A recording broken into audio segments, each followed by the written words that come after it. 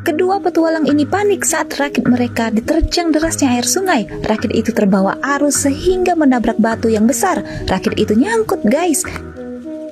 Kevin nekat terjun ke aliran sungai itu, sementara Yoshi tetap di atas rakit. Kevin berenang sekuat tenaga melawan arus untuk sampai di pinggir. Untunglah ia bisa selamat walau nafasnya kembang kepis, tapi rakit Yoshi mulai bergerak turun. Kevin menyuruh Yoshi melemparkan parang padanya. Ia akan mencari akar serabut untuk menarik Yoshi, tapi rakit itu malah bergeser tersapu ombak. Yoshi masuk ke air dan tergulung-gulung dalam air sungai. Kevin tak bisa berbuat apa-apa melihat rekannya tenggelam. Yoshi coba menggapai permukaan, tapi jeram ini sangat kencang hingga tubuh kecilnya timbul tenggelam mengikuti arus. Kini Yoshi kehabisan tenaga dan mulai tenggelam. Untunglah ia menemukan batu untuk berpegangan. Ia memegangi batu itu erat-erat sambil memandangi sekelilingnya. Ia pun melompat melawan arus menuju pinggir sungai. Ia segera menaikkan tubuhnya di sebuah batu besar dan mengambil nafas dalam-dalam. Menyadari dirinya berada di pinggir jurang, Yoshi memanjat jurang bebatuan itu. Setapak demi setapak ia lalui untuk sampai ke atas sana. Tibanya di atas, Yoshi langsung berteriak memanggil-manggil Kevin. Suaranya menggema di seantero hutan dan disambut oleh hujan deras. Ia duduk berlindung di bawah sebuah celah batu hingga tertidur. Keesokan harinya, ia terbangun dan mendengar bebunyian di sungai. Yoshi segera melihat ke sungai dan menemukan tas kuningnya sedang terbawa arus. Yoshi mengejar kemana tas itu pergi lalu melompat. Untunglah ia bisa menangkap tas itu dan membawanya naik. Yoshi pun terengah-engah memandangi langit. Tak disangka, 6 hari berlalu, ia memanjat pohon untuk mengambil buah, tapi ada ular hampir menggigitnya. Pria itu terjatuh kembali ke tanah. Bukannya kabur, Yoshi malah memanjat lagi pohon itu tanpa rasa takut. Tiba di sarang ular, ia mengambil ular itu sampai ularnya jatuh ke tanah. Lalu Yoshi tanpa ampun memukuli kepala hewan itu sampai dia mati. Malam harinya, Yoshi akan menginap di sebuah akar pohon besar. Ia mengalasinya dengan daun lalu berbaring. Dalam kegelapan malam, Yoshi coba untuk tidur walau segala macam suara seram menghantuinya. Ia pun bermimpi bertemu wanita cantik dan makan burger yang sangat enak. Tiba-tiba terdengar suara auman yang membuat Yoshi terbangun. Ia melihat sekeliling dengan senter lalu kembali berbaring. Esok paginya, Yoshi kembali melanjutkan perjalanannya. Ia terus menyusuri sungai dengan keyakinan kalau Kevin akan datang mencarinya. Temannya itu sudah berjanji tidak akan meninggalkan Yoshi sendirian. Lalu Yoshi merasakan keningnya sakit. Ada benjolan di sana dan akan bergerak jika disentuh. Tak terasa malam datang lagi dan Yoshi sedang tertidur lelap. Terdengar ada seseorang yang memanggil namanya. Ia pun terbangun dan melihat ada temannya, Markus, berdiri di sana. Sayangnya itu hanyalah halusinasi Yoshi saja. Dia ingin kembali tidur, tapi ia merasakan ada sesuatu yang memperhatikannya. Ia pun menyenteri sekelilingnya untuk mencari apakah itu. Lalu Yoshi mengambil korek dan botol gas di sana. Terlihat ada harimau yang pelan-pelan berjalan menuju Yoshi. Yoshi langsung menghidupkan api sehingga harimau itu langsung kabur meninggalkannya.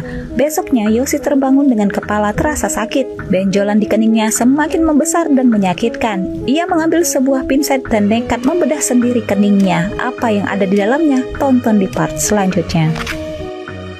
Pria ini nekat membedah sendiri benjolan yang ada di keningnya dengan pinset. Ia lalu menemukan ada cacing besar yang bersarang di kepalanya itu. Ia menarik keluar cacing itu dan menjatuhkannya di mangkok. Cacing itu menggeliat-geliat, guys. Lalu Yoshi memencet benjolan itu untuk memastikan tak ada lagi cacing yang bersarang di kepalanya. Kemudian ia melanjutkan perjalanannya dalam hutan yang berbahaya itu. Yoshi menemukan pohon kecil yang sudah dipotong. Ia berteriak siapa tahu ada orang yang tinggal di dekat sana. Ia kembali jalan dan menemukan 2 telur di tengah jalan. Karena kelaparan, ia memecah telur itu untuk dimakan, namun telur itu sudah berisi anak burung. Daripada mati kelaparan, Yoshi langsung saja memakan anak burung itu bulat-bulat.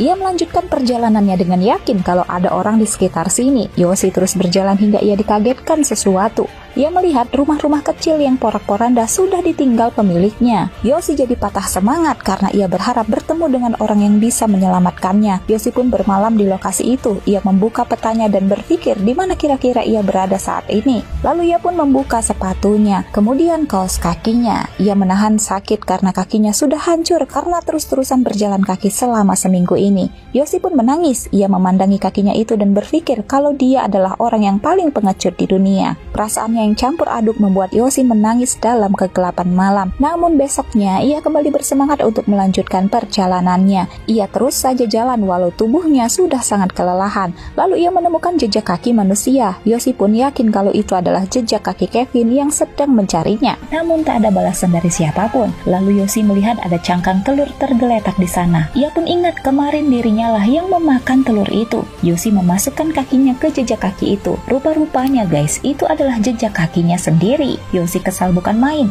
Ia melepas tasnya dan melempar-lemparnya ke tanah. Dia sudah capek-capek jalan jauh. Ternyata ia malah kembali ke titik ini. Yoshi melampiaskan kemarahannya sejadi-jadinya sampai ia sadar sedang melakukan hal yang tak berguna. Yoshi memutuskan untuk kembali jalan maju. Tanpa ia sadari, ia sudah 14 hari tersesat dalam hutan belantara ini sendirian. Malam ini hujan turun sangat dahsyat. Bukannya berlindung, Yoshi melanjutkan perjalanannya dengan jas hujan. Ia melihat air sungai sudah meluap sehingga ia berlindung di bawah pohon besar. Yoshi mengeluarkan buku kecil dari dalam tasnya kemudian berbaring. Dimasukkannya buku itu ke saku bajunya, lalu ia coba untuk tidur. Tak disangka Yoshi bermimpi bertemu dengan seorang wanita. Wanita itu menumpahkan minuman ke wajah Yoshi. Yoshi pun terbangun dan mendapati hujan deras sudah mengguyur mukanya. Yoshi mengambil tasnya untuk segera pergi. Rupa-rupanya tempat itu sudah kebanjiran guys. Yoshi sampai terjatuh-jatuh karena panik. Air hujan yang sangat deras membuat air sungai meluap hebat. Sementara di tempat lain, dua pria sedang berjalan ke sungai. Mereka kaget ada seorang pria terdampar sambil memeluk bambu. Ternyata itu adalah Kevin yang selama ini dicari-cari Yoshi. Kedua orang itu menyelamatkan Kevin dan membawanya ke desa. Lalu Kevin menceritakan apa yang ia dan Yoshi alami kepada polisi. Ia minta bantuan polisi untuk mencari Yoshi. Di sisi lain, Yoshi sedang minum air yang mengalir di bebatuan. Sayup-sayup ia mendengar suara pesawat di atasnya. Segera Yoshi melambai-lambaikan jas hujannya sambil berteriak-teriak. Sayangnya ada banyak pohon tinggi di sana sehingga Kevin yang berada di dalam pesawat itu tak bisa melihatnya. Yoshi jadi menangis, merasa sangat tertekan.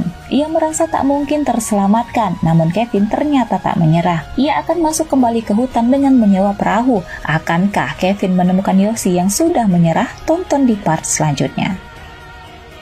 Tersesat dalam hutan, pria ini bertemu dengan wanita suku pedalaman. Mau minta tolong, wanita itu malah ketakutan mau lari. Yoshi memanggilnya dan janji tidak akan menyakitinya. Pelan-pelan Yoshi memperkenalkan dirinya sementara wanita itu memperhatikan walau tak mengerti bahasanya. Yoshi sangat senang bisa bertemu manusia lain sampai dia hampir menangis. Mereka pun bersama sampai malam datang. Yoshi memperlakukan wanita itu baik dan memberikannya alas tidur. Tak lupa ia juga menyelimuti wanita itu. Untuk meyakinkan dirinya, ia menyentuh tangan wanita itu sedikit. Yoshi takut kalau ini semua hanyalah halusinasinya saja. Yoshi kemudian bersandar di pohon lalu tertidur. Besoknya Yoshi ditemani wanita itu melanjutkan perjalanan mencari jalan keluar. Ia sangat berharap pesawat kecil kemarin kembali melintas untuk mencarinya. Kelamaan di hutan ternyata membuat Yoshi emosional. Ia malah memaksa wanita itu untuk makan walau wanita itu menolak. Yoshi mengoceh sampai malam hari. Ia sangat kelaparan, begitu juga dengan wanita ini. Melihat wanita itu menangis, Yoshi merasa bersalah dan mengajaknya beristirahat.